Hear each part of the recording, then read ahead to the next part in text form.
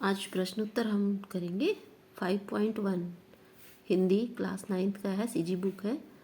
ग्राम्य जीवन, इस पाठ का सारांश मैंने बता चुके हैं और इसमें कविता है तो कविता का अर्थ भी मैं बता चुकी हूँ, लिख के नहीं बताई हूँ, बोल के। तो आज हम इसके करते हैं अभ्यास के प्रश्न।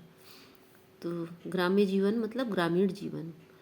प्रश्न पहला है, कवि ने किसानों को छल कपट और द्वेषहीन के साथ चतुर भी क्यों कहा है, स्पष्ट कीजिए। तो किसान छल कपट और द्वेषहीन के साथ चतुर भी होते हैं क्योंकि सीधे साधे व सहज स्वभाव के होते हैं तथा अपने घर पर आए हुए मेहमानों के सत्कार में कभी कमी नहीं करते।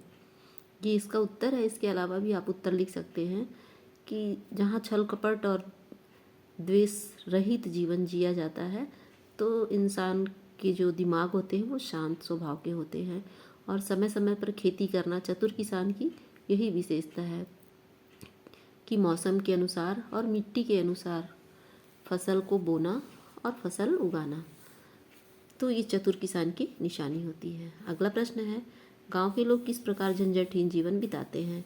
तो उत्तर है, गांव के लोग सहज स्वभाव के होने के कारण सब अपने अपने कार्यों में लगे रहते हैं और धर्म के नाम पर दान करके सुखी जीवन बिताते हैं क्योंकि धर्म में इनकी बहुत ज़्यादा श्रद्धा होती है। प्रश्न तीसरा है, कविता में गांव के बाग बगीचों की सुंदरता का चित्रण किन पंक्तियों में किया गया है। तो निम्नलिखित पंक्तियों में किया गया है।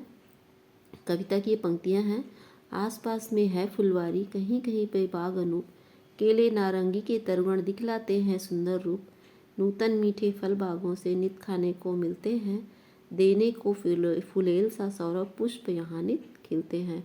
तो कविता की इन पंक्तियों में इसका बाग बगीचों की सुंदरता का चित्रण किया गया है। अगला प्रश्न है, बहता हुआ झरना हमें किस प्रकार से जीवन जीने का संदेश देता है। चलती हुई घड़ी हो या बहता हुआ झरना हो, जो सदैव चलता रहता है, रुक गया तो मृत्यु का संकेत होता है। तो बहता हुआ झरना हमें संदेश देता है कि निरंतर बिना रुकावट के आगे बढ़ते रहना चाहिए और यही जीवन है ना, प्रकृति का भी यही नियम है। और पाठ से आगे में कुछ प्रश्न है जो बच्चों को स्वयं से करने हैं, अपने जैसे गांव के बारे में लिखना है। तो हर किसी के जो ग्रामीण परिवेश में रहन सहन है ना, उसके बारे में है, तो इसलिए मैंने उस प्रश्नों का उत्तर नहीं लिखा है। और गांव की खूबसूरती के बारे में भी चित्रण जो करना है तो अपने अपने गांव का अपने अनुसार कर सकते हैं। भाषा के बारे में जो खास लगा वो मैं लिखी हूँ यहाँ पे, निम्नलिखित शब्दों का अर्थ।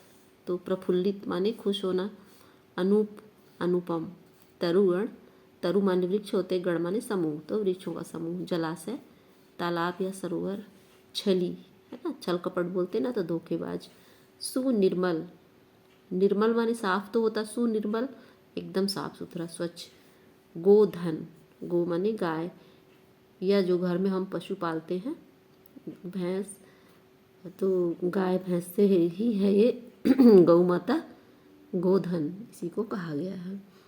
तो ये पाठ हमारा समाप्त होता है। बस इसमें बहुत कम थे क्वेश्चन आंसर। नेक्स्ट वीडियो में अगला रहेगा प्रश्न उत्तर हमारा।